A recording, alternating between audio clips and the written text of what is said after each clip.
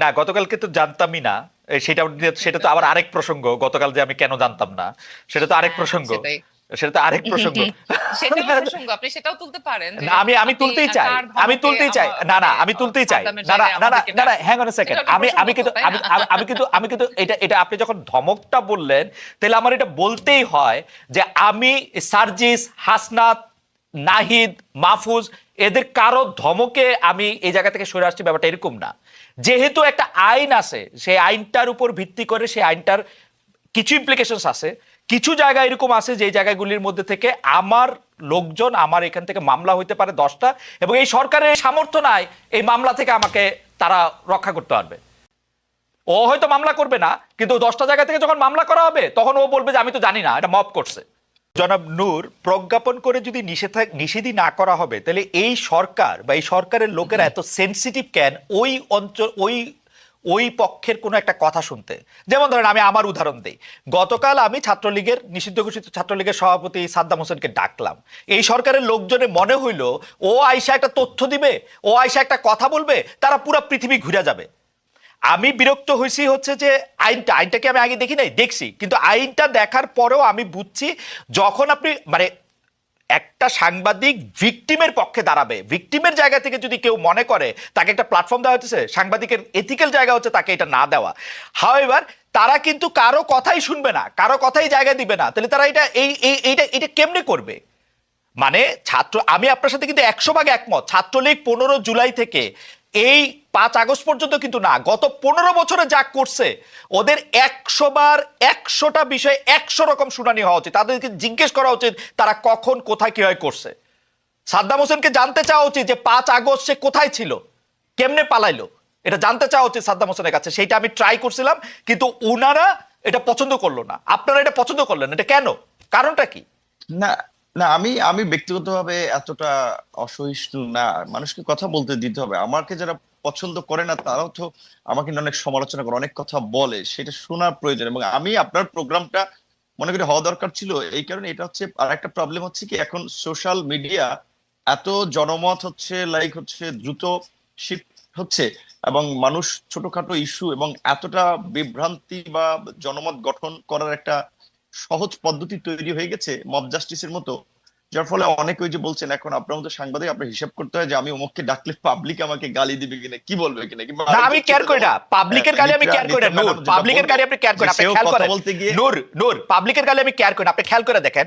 50টা জায়গা থেকে 50টা মামলা হবে এই আওয়ামী লীগের বানানো একটা ল দেয়া, 50টা জায়গা থেকে। তো এই হ্যারাসমেন্টটা, বাংলাদেশে আমার অপারেশন আছে, আমি আমেরিকায় রেজিস্টার্ড হইতে পারি, বাংলাদেশে আমার অপারেশন আছে, সেখানে আমার রেজিস্টার্ড হতে হবে। তো সেগুলো আমি কেন আমি এই হ্যারাসমেন্টটা নিব? না, এটা এখন সেরকম এখন হইতো কিনা এটা তো আমরা জানি না, আপনিও জানেন না, কারণ এখন তো আর ওই আগের পলিটিক্যাল গভর্নমেন্টের মতো একেবারেই কোনো পলিটিক্যাল গভর্নমেন্ট না। দ্বিতীয়ত, আমরা এই আপনি মামলার কথাটা যেহেতু তুলেছেন, যখন আপনার কিছু সাংবাদিক আসলে যারা সরাসরি ইনভলভ না এই গণহত্যায় কিংবা আহ, ঘটনায় সুনির্দিষ্টভাবে, তাদের বিষয়ে আমরা কথা বলেছিলাম। কিছু ব্যবসায়ীকে মামলায় অন্তর্ভুক্ত করেছে। আমরা এরকমও শুনেছি যে সেই ব্যবসায়ীর কাছে মামলার এজাহার নিয়ে গেছে যে আপনাকে মামলার আসামি করা হবে, না হলে টাকা দিতে হবে আমাদেরকে 2 কোটি 5 কোটি। তো এখন এই মামলা নিয়ে কিছু লোক ব্যবসা করেছে, এবং এমনও শুনেছি যে যারা আপনার হত্যাকাণ্ডের শিকার হয়েছে সেই পরিবারকে কিছু সহযোগিতা দিয়ে আপনার সাদা কাগজে তারা স্বাক্ষর নিয়ে এসেছে এবং এজাহারটা মনমতো সাজিয়েছে। তাদের যাদেরকে যাদেরকে মনে হয়েছে ও মক্কে মক্কে মামলায় দিলে পয়সা পাতি উঠানো যাবে বা একটা ব্যবসা করা যাবে, সেই সমস্ত লোককে মামলায় জড়ানো হয়েছে। এরকমের কিছু ঘটনা যখন আমাদের কাছে এসেছে, আমি সরাসরি আইজিপি এবং হোম অ্যাডভাইজার সহ বিভিন্ন জনের সাথে কথা বলেছি, তখন তারা পরিষ্কার ভাবেই বলেছে যে যেহেতু একটা অস্বাভাবিক পরিস্থিতি, কে কোথা থেকে মামলা করছে, কার বিরুদ্ধে কি মামলা করছে, আমরা তো সবকিছু এত ডিটেলস জানার সুযোগ হচ্ছে না। আবার অনেক জায়গায় মামলা না নিলে সেখানে থানা ঘেরাও করা হচ্ছে, আর একটা উত্তেজিত পরিস্থিতি তৈরি করা হচ্ছে। কাজেই এক্স্যাক্টলি। গ্রেপ্তার করলে যাচাই বাছাই করেই গ্রেপ্তার করা হবে। তো সেই ক্ষেত্রে এইটা আমি আপনার সাথে ওইখানে আপনার কথাটার আর কি উত্তর দিচ্ছি যে আগের মতো যে 64 জেলা আপনি কথা বললেই মামলা হবে, এইটা আমি ব্যক্তিগতভাবে মনে করি না। কারণ আপনার অনেক অপোজিশন লেভেলেও আপনার অ্যাকসেপ্টেন্সি আছে। ধরেন এর আগে যারা গভর্নমেন্ট ছিল তাদের লেভেলেও নূর, অ্যাকসেপ্টেন্সি ছিল, কারণ আমার আপনি কথাই হইতেছে না। চেষ্টা করেছেন নূর, নূর, দেশের বাইরে নূর, থেকে আমার ভালো কথাই হইতেছে না। নূর, কিছু আমি করার বলি, ভয়েস আমি বলি, এটা রেজ করার, পার্সোনাল। সেটা তো আমরা দেখেছি। নূর, সুতরাং একটা পার্সোনালিস্ট। ঘটনাকে কেন্দ্র না করে না, তো মানুষকে জাস্টিফাই করার সুযোগ নাই যে সে নূর, একটা অন্যায়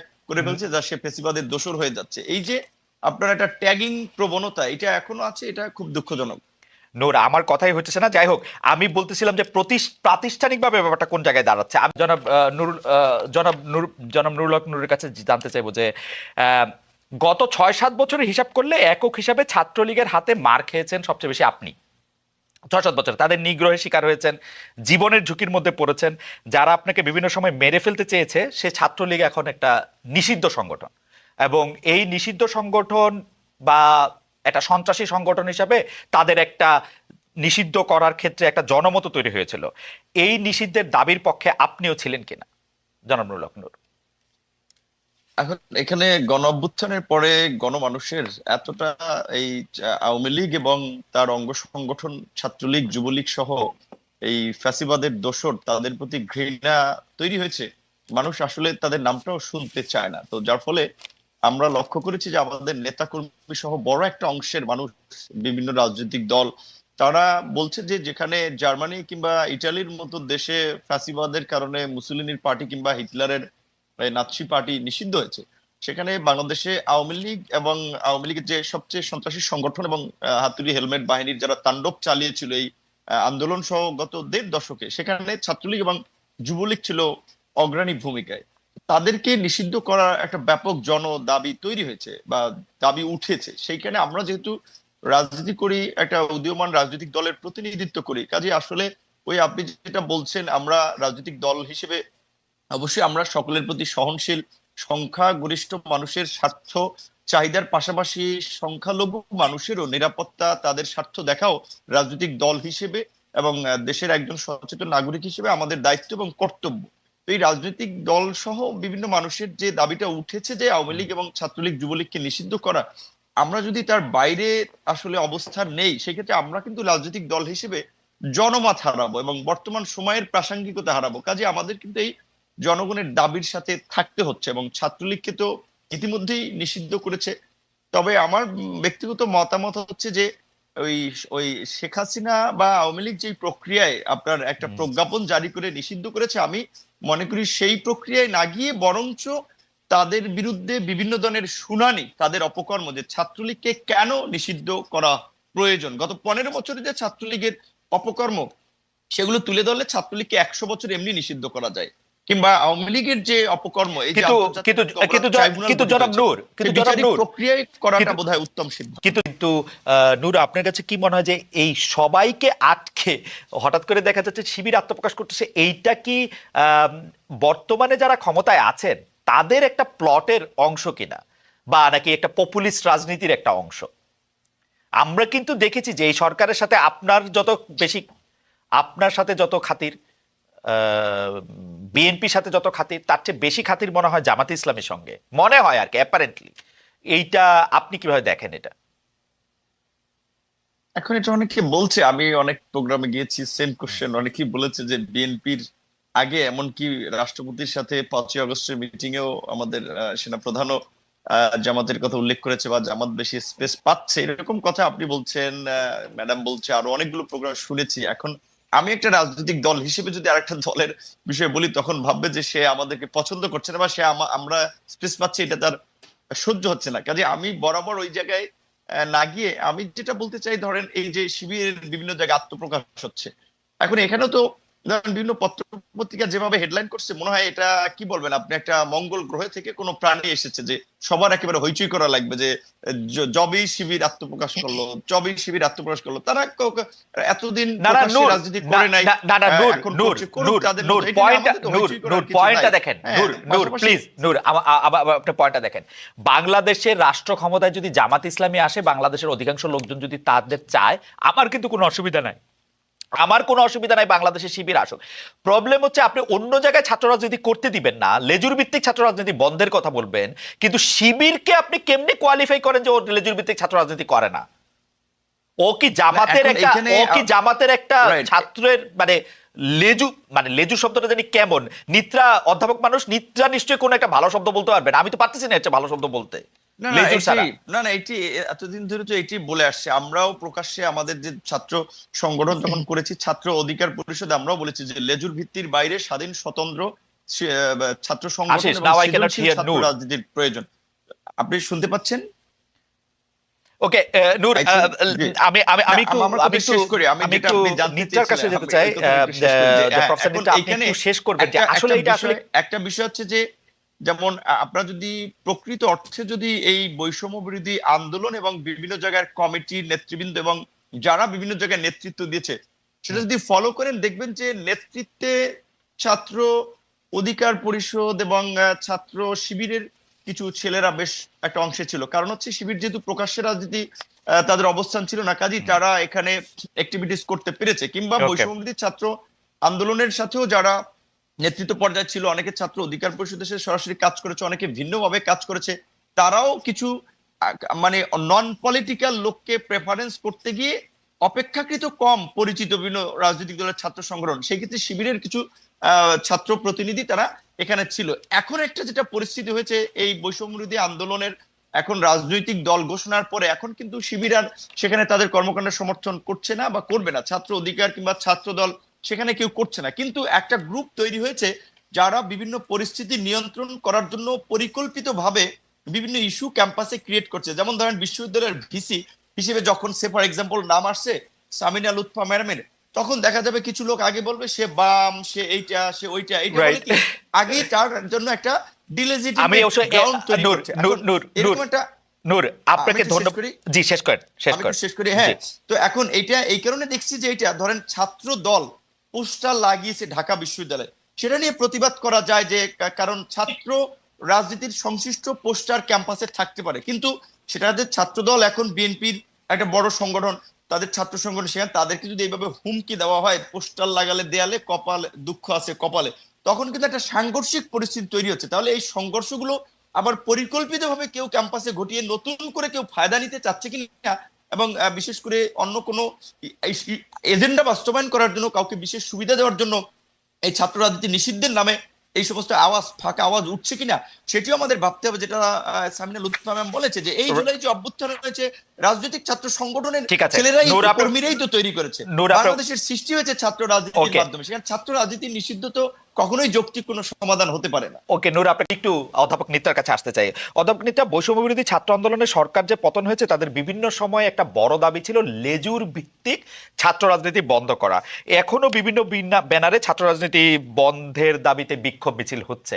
আমরা দেখেছি যে ছাত্র দলের লোকেরা যখন ঢাকা ইউনিভার্সিটিতে পোস্টার লাগাতে গিয়েছে তখন ছাত্র রাজনীতির ঠিকানা এই ক্যাম্পাসে হবে না, দেয়ালে পোস্টার লাগালে দুঃখ আছে কপালে ইত্যাদি নানা রকম স্লোগান আমরা হয়েছে।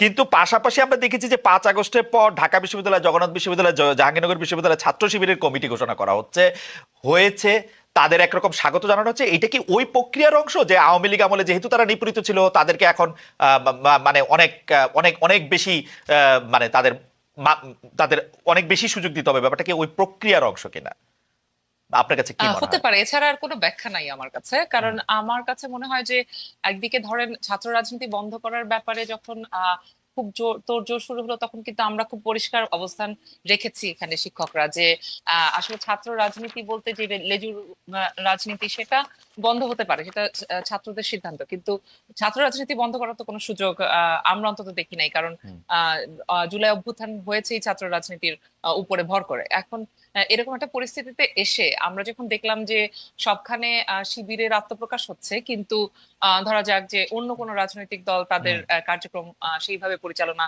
করতে পারছে না, এর মধ্যে আবার দু একটা ছাত্র রাজনৈতিক দল আবার সংগঠন আবার বন্ধ হয়ে গেল বা স্থগিতও হয়ে গেল, তাতে করে একটু মনেই হয় যে এখানে বেশ কিছু সমস্যাজনক ব্যাপার স্যাপার চলছে, সেটা আমি অস্বীকার করি না। কিন্তু এই সমস্যাটার জড়টা কোথায় সেটা যদি আমরা দেখতে চাই তাহলে আমার একটা টেক হচ্ছে এরকমটা, আমরা তো অনেকেই এটাও দেখলাম যে ছাত্র শিবির কোথা থেকে বেরিয়ে আসলো, এবং এই ধরনের বেরিয়ে আসা তারা যতই কৌশলগত মানে ইয়ে বলুক না কেন যে কৌশলগতভাবে তারা ছাত্র লীগের ভেতরে ছিল, কিন্তু এটা রাজনীতির অঙ্গনে এটা খুব ভালোভাবে কি বলা যায় আমরা রিড করি নাই। আমরা রিড করেছি যে যেখানে স্ট্র্যাটেজিরও একটা সীমা থাকে, এবং সেটা তো ছাত্রদলও সেই স্ট্র্যাটেজি নিশ্চয়ই নিতে পারতো, তো ছাত্রদলের ক্ষেত্রে আমরা সেটা কিন্তু দেখি নাই। আমরা বরং দেখেছি যে এটা শুধু ছাত্র শিবিরের ক্ষেত্রেই ঘটেছে, এবং ছাত্র শিবির যেভাবে এখন সব জায়গায় আত্মপ্রকাশ করা শুরু করেছে, এবং আত্মপ্রকাশ করার অধিকার তাদের নিশ্চয়ই আছে, কিন্তু বাদ বাকি সংগঠন আত্মপ্রকাশ করতে পারবে না, শুধু ওনারাই পারবেন, এটা আমার কাছে একটু সমস্যাজনক মনে হচ্ছে।